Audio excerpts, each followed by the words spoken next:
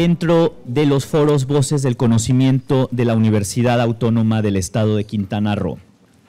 Vamos a dar inicio a la primera parte de conferencias magistrales y toca el turno a la doctora Brigitta In van Tussenbroek con el tema El sargazo, su origen y su dinámica como ecosistema.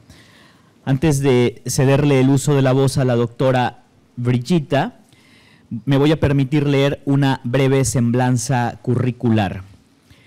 Es egresada de la Facultad de Biología de la Universidad de Utrecht, Holanda, y realizó los estudios de doctorado en la Universidad de Liverpool sobre la biología del sargazo gigante Macrocystis pyrifera en las Islas Malvinas.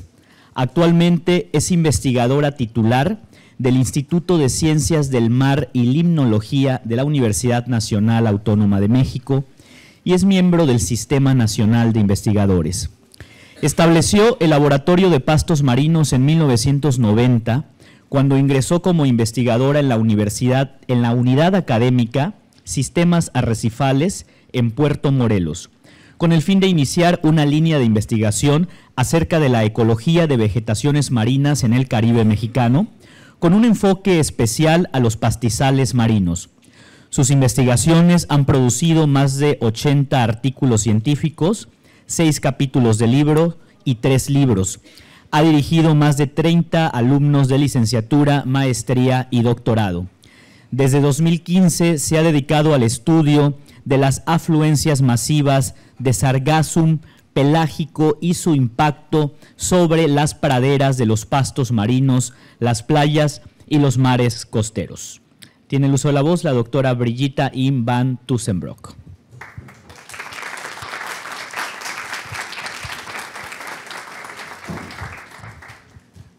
Muchas gracias, buenos días. Es un honor abrir este ciclo de foros sobre el sargazo.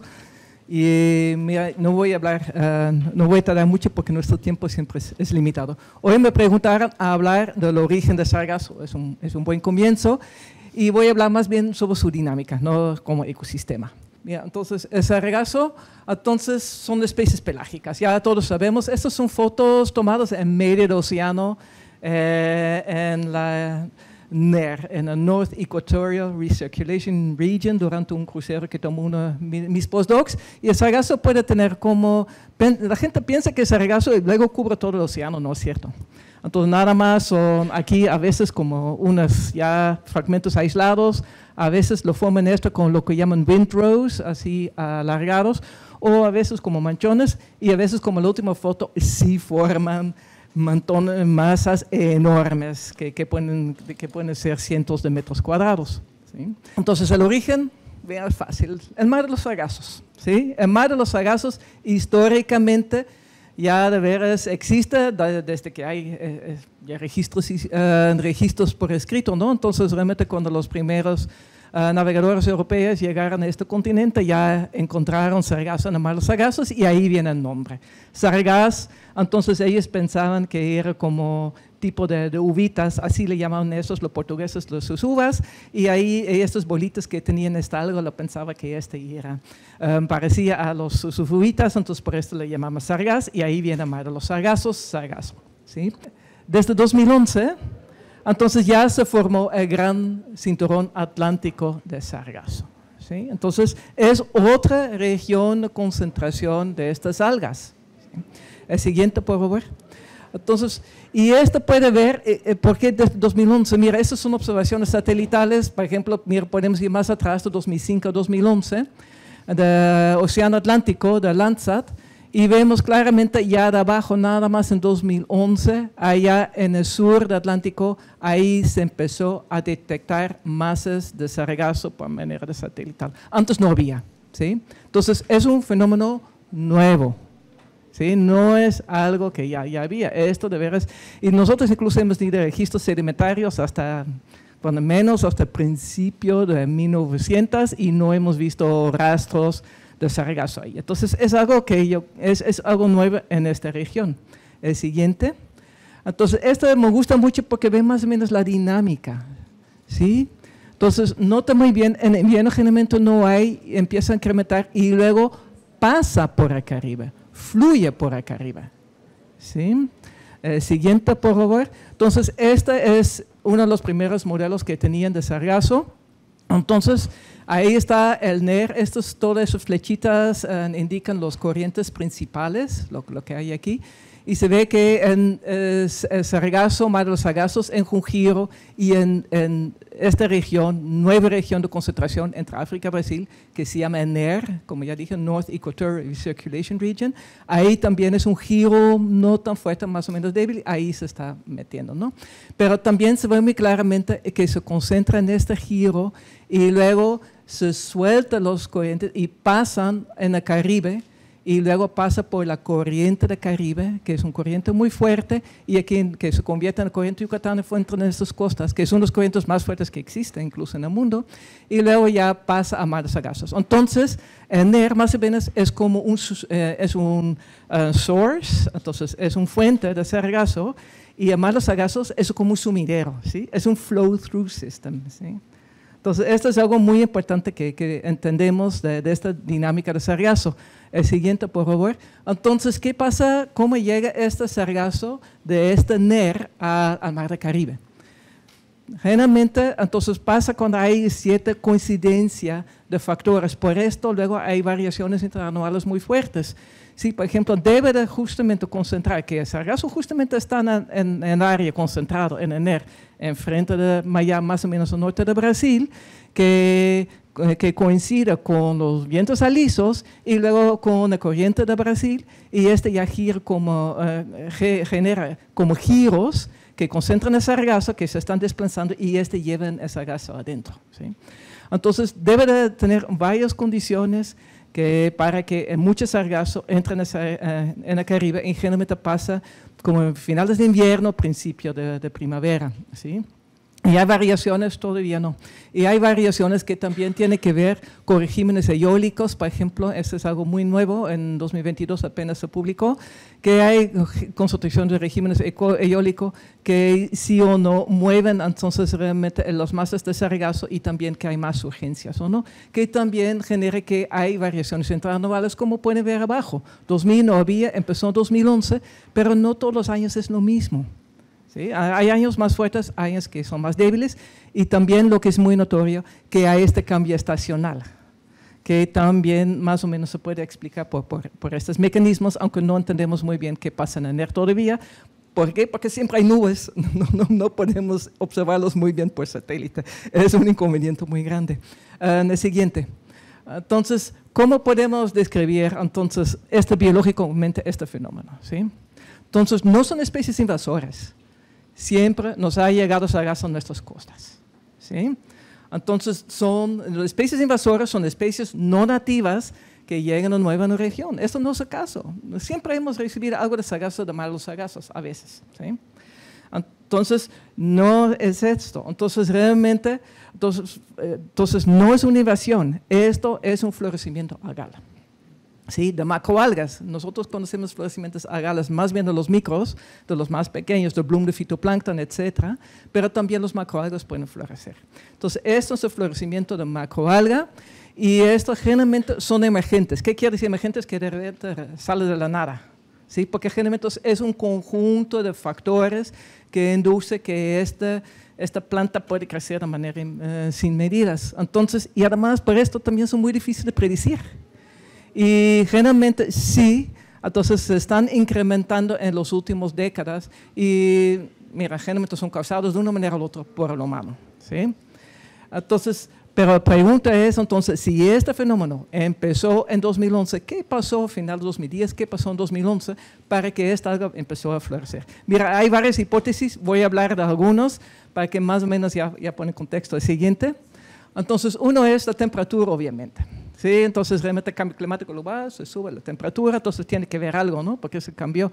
Mira, la temperatura, como pueden ver, per se, porque más rojo quiere decir más caliente, se ve que en el NER per se la temperatura siempre es más alta que en el Mar de los Sargazos, porque está más al sur, ¿sí? Entonces, obviamente, el sargazo está más contento, pero siempre ha habido así, ¿sí? Entonces, y justamente estas son las anomalías de temperatura, de 2009-2018 y ven que en 2010 sí había una anomalía, pero todavía no había sargazo. En 2011 no había una anomalía de temperatura. Entonces, probablemente esto no es lo que detonó. ¿Sí? El siguiente. Ahí ya se me desapareció mi figura.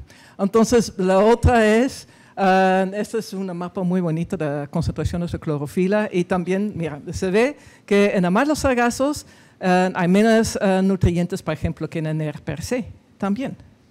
Sí, pero el otro es, hoy se incrementaron los nutrientes para detonar este florecimiento en 2011. Entonces, ellos encontraron en el 2011 justamente que no había florecimiento excesivo de Amazonas, justamente había un decremento en el embocadero acumulador de Amazonas. Entonces, culpar a las Amazonas para que detonó esto, tampoco nos para tanto. El otro es el polvo de Sahara, que también tenía una imagen muy bonita del polvo de Sahara, pero no lo están mostrando.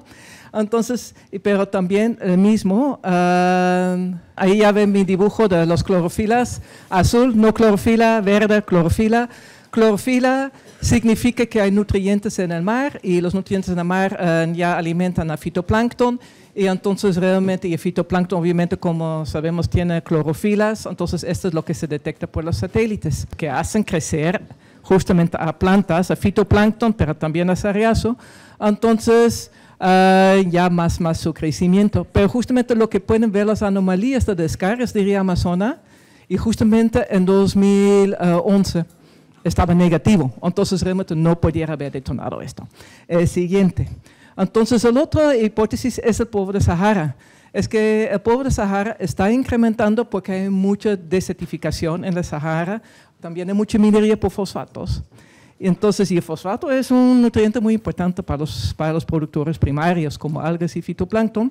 Entonces, se pensaba que, como pueden ver aquí, es una foto de 2020, pero también, ¿qué pasó con el polvo de Sahara? Siguiente, por favor, vemos que justamente en 2011 no estaba particularmente alto. Entonces, detonarlo, tampoco.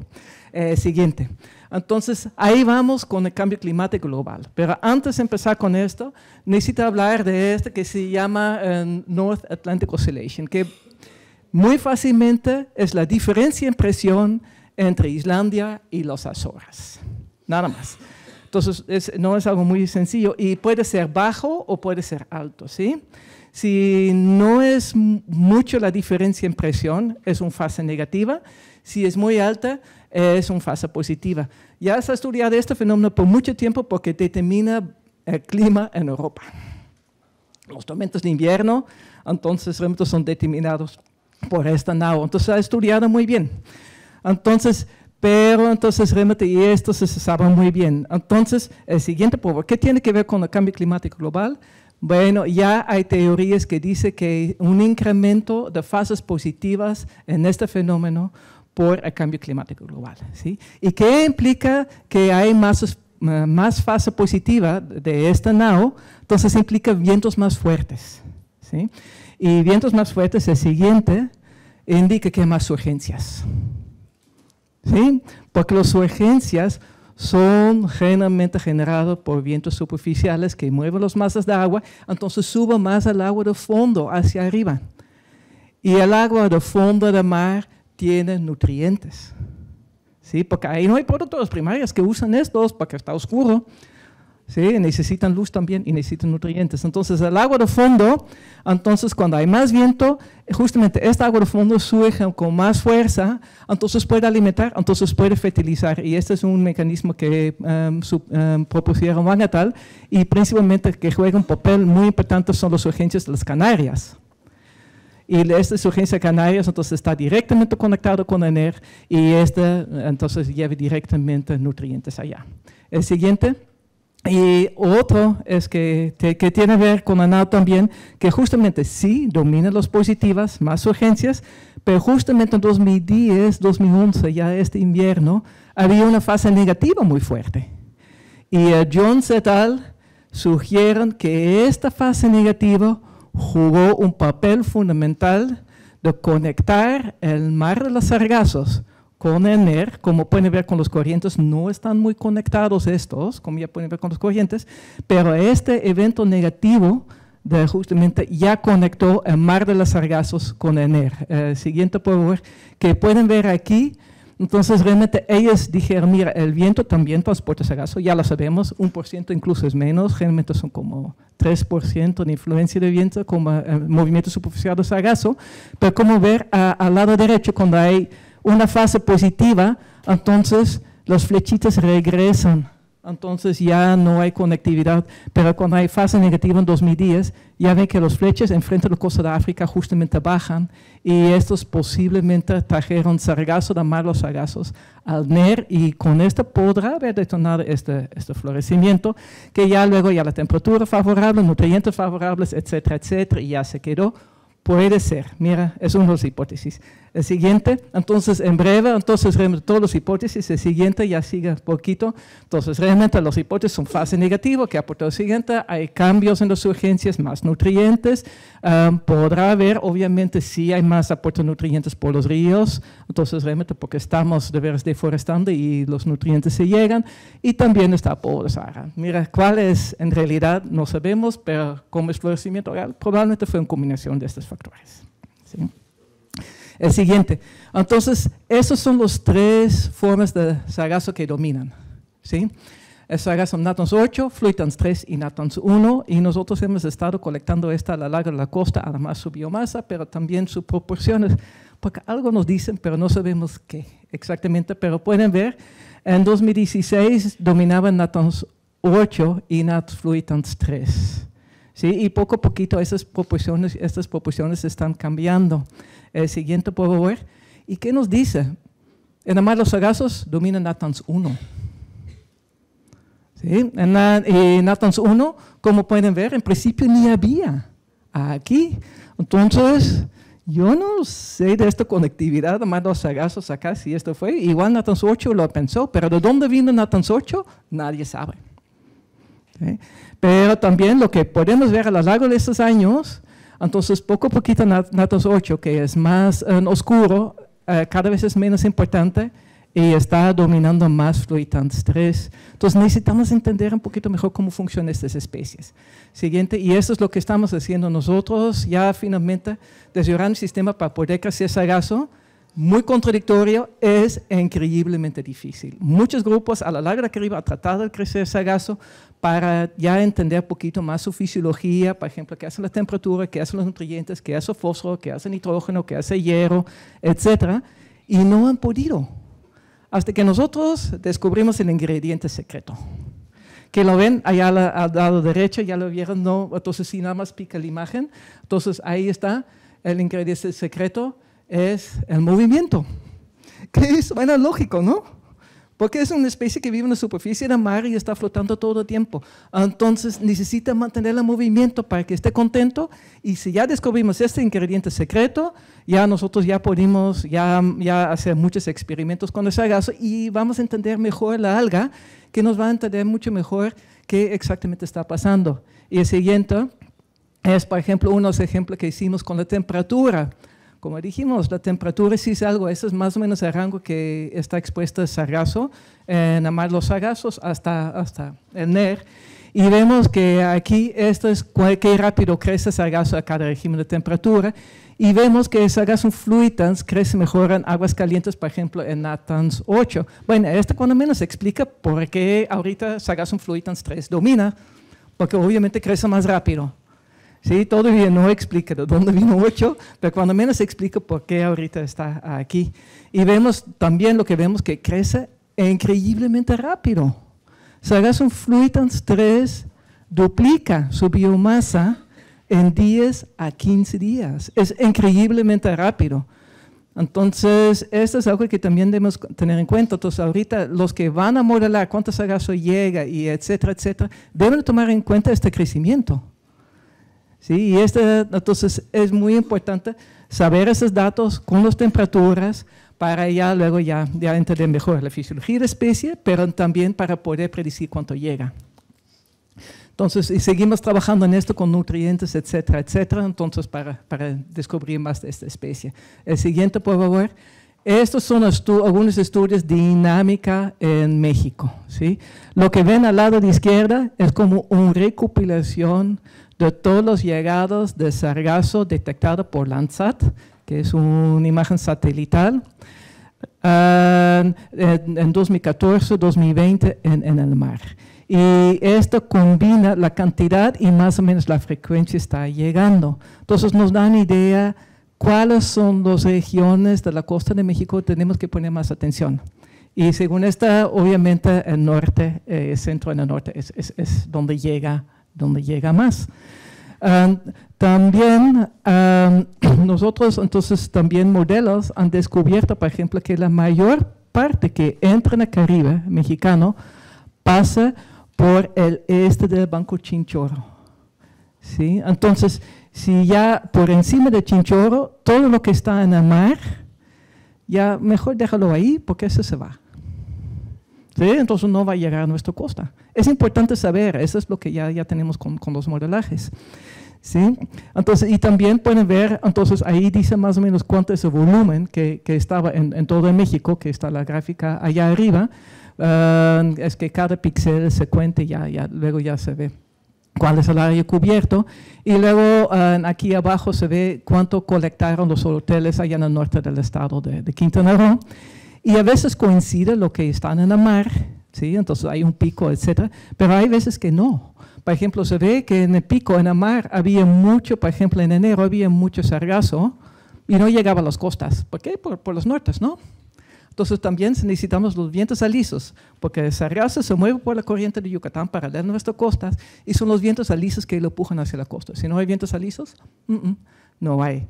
Entonces, y también yo creo que este modelo arriba se debe de afinar, más bien concentrar en la zona donde está entrando el sargazo. No todo el Caribe, porque como digo, ya lo que ya está al este de Cozumel, ya mejor ni lo considerarlo porque se va. ¿Sí? Entonces ahí eso básicamente lo puedes ignorar. Pero también es importante la cantidad. ¿Ya vieron cuántos colectaron los hoteles? Los volúmenes por kilómetro de playa. Los hoteles son los más eficientes en dar los datos porque ellos todos los días tienen que contabilizar los camiones que movieron. Cada camión tiene tantos metros, etcétera, etcétera. Y sabemos cuánto playa tiene cada hotel, 200 metros, 1 kilómetro, 2, etcétera. Entonces realmente es fácil de determinar cuánto entonces está llegando. El siguiente, entonces ya casi voy a terminar, ya me acabó mi tiempo yo creo. Siguiente, entonces realmente hay un reto enorme, ¿sí?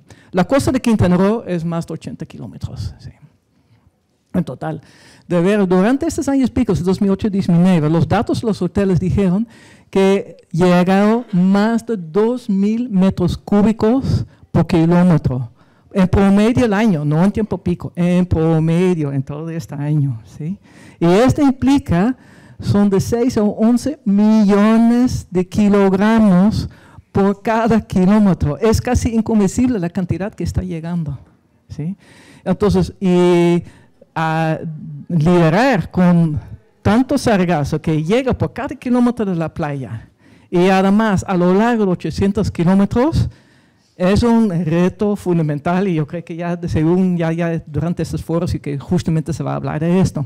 El siguiente, pero lo que es el mensaje final. Entonces sí es un reto enorme, pero no tenemos tiempo. ¿Sí? Esto es el mensaje. Yo también que quiero dar, mira, este es Puerto Morelos donde yo he trabajado, allá arriba en 1998. Yo jamás voy a volver a verlo así. ¿Sí? Entonces, y lo que vemos abajo, obviamente son nada más cuando hay agresiones masivas de sargazo, pero es el mensaje de agosto de 2018 y obviamente esta imagen dice mucho más y nos habla mucho más de la urgencia de atender este problema que muchas palabras. Muchas gracias.